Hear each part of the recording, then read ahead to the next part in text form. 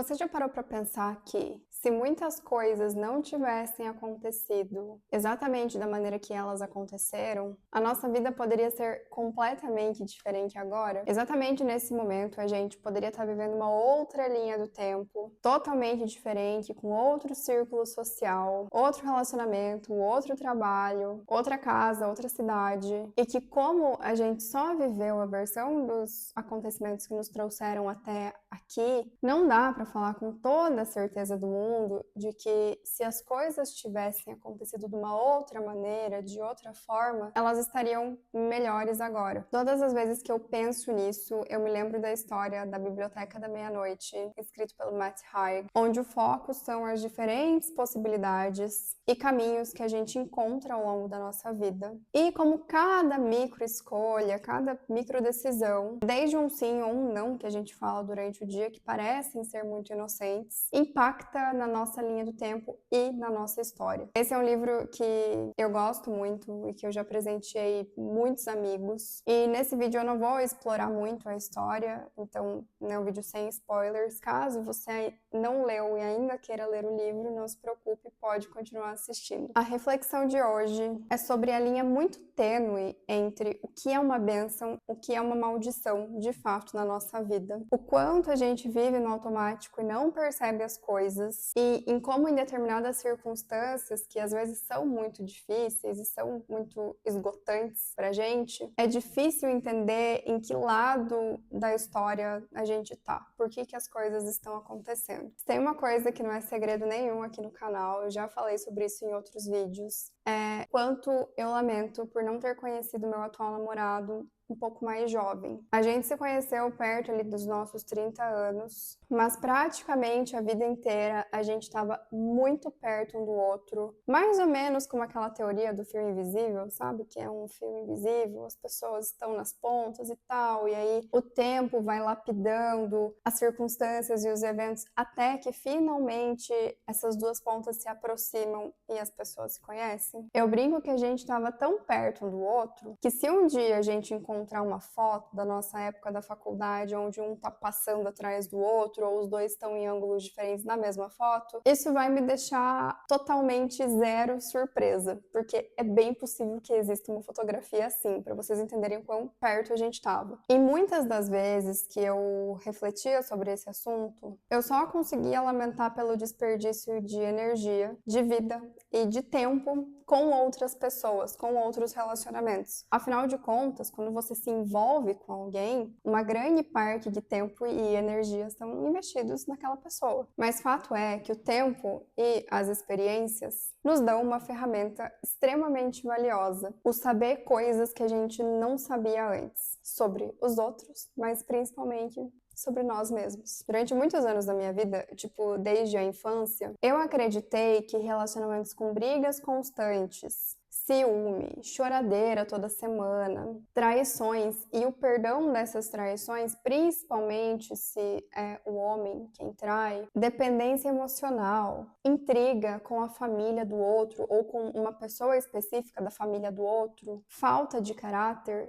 era o normal. Que para caracterizar algo como relacionamento, as coisas precisavam ser daí para mais. Aliás, no começo dos anos 2000, que é um momento que eu era criança e a minha personalidade estava sendo formada, esse era o padrão de relacionamento que era apresentado na TV, nos filmes, nas séries e muitas vezes dentro de casa. E por causa dessa crença, por causa de ser o que eu vi desde muito nova acontecendo na minha volta, o que a mídia pregava como normal, era exatamente isso que eu buscava quando eu me relacionava com alguém. Não necessariamente de forma 100% consciente, mas esses comportamentos, ou parte deles, eram o que eu reconhecia como amor. Então, durante os anos onde eu era mais jovem, eu estava literalmente me afogando em relacionamentos que tinham muitas dessas características. Foram relacionamentos cansativos, doloridos e muito, muito, muito confusos. E o relacionamento que eu tenho hoje, aos 30 anos, a casa que a gente está dividindo e a família que a gente está construindo aqui, foram extremamente moldados por conta dessas experiências. Porque viver determinados cenários, com a personalidade que eu já tinha na época, que era uma personalidade muito questionadora e que nunca estava satisfeita assim onde estava, fez com que eu questionasse padrões e comportamentos e entendesse que as coisas só precisavam ser de determinado jeito se eu quisesse que elas fossem assim. Se eu quisesse buscar algo diferente, eu tinha 1000% de direito. Se eu tivesse conhecido meu atual namorado quando eu tinha 20 e poucos anos e ainda não tinha passado por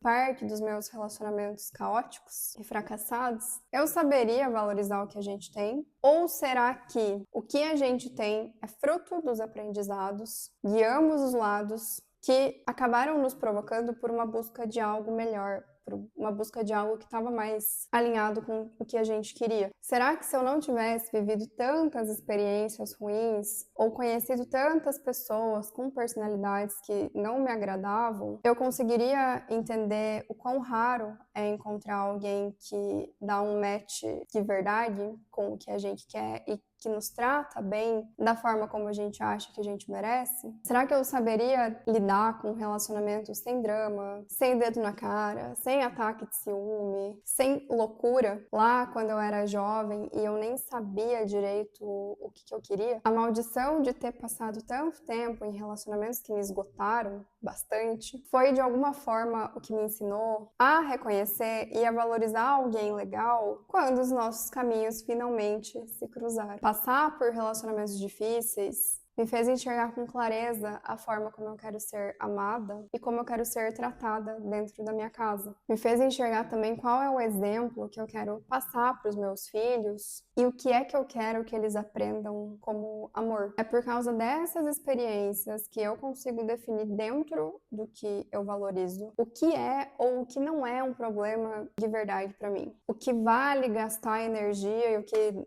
não vale. Você já parou para pensar quantas coisas da nossa vida são exatamente assim? Quantas bênçãos estão simplesmente disfarçadas de maldições? A demissão que na época pareceu o fim do mundo e que abriu espaço para um caminho que a gente nunca teria saído se não fosse obrigado. A amizade de muitos anos que terminou de um jeito horrível, de uma forma que você nunca esperou que ela terminasse, mas que você entendeu que não dá para manter na sua vida. Alguém que sente inveja das coisas que você conquistou com as próprias mãos e que aponta o dedo na sua cara só porque você construiu algo que você mesmo considera melhor para si. A cidade que você gostava muito, mas que por algum motivo você foi obrigado a deixar, que fez com que você encontrasse uma versão de si mesmo que você nem conhecia antes. As inúmeras vezes que você precisou recomeçar e durante o processo entendeu que existe milhões, milhares de possibilidades mundo afora. É lógico que se a gente pudesse aprender certas coisas na vida sem sofrer tanto, seria muito melhor. Mas eu aprendi ao longo dos últimos anos que nem tudo dói para sempre. As feridas, elas vão sendo curadas, elas vão sendo tratadas e que nem sempre o que é bom de imediato vai ser bom a longo prazo. A linha entre a bênção e a maldição é muito mais tênue do que a gente imagina. E às vezes o que a gente chama de azar foi um grande livramento e foi o que precisava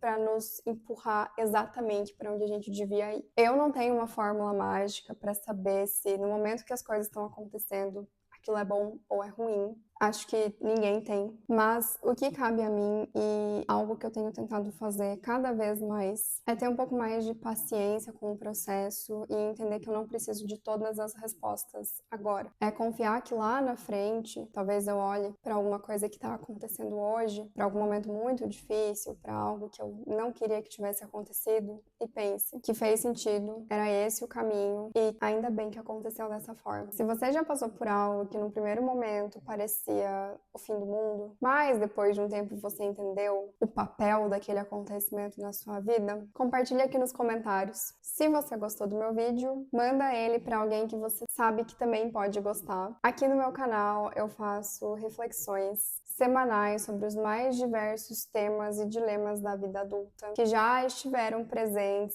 na minha própria vida e já me tiraram noites e mais noites de sono, mas também me trouxeram lições muito valiosas. Na semana que vem eu vou te contar como descobrir uma traição pelo histórico do Google Maps foi literalmente o último estágio a ser cortado daquele fio invisível que eu falei lá no começo do vídeo, para que eu pudesse conhecer o meu atual namorado e finalmente pudesse viver algo totalmente inédito na minha vida. Muito obrigada por ter ficado até o final e a gente se vê em breve.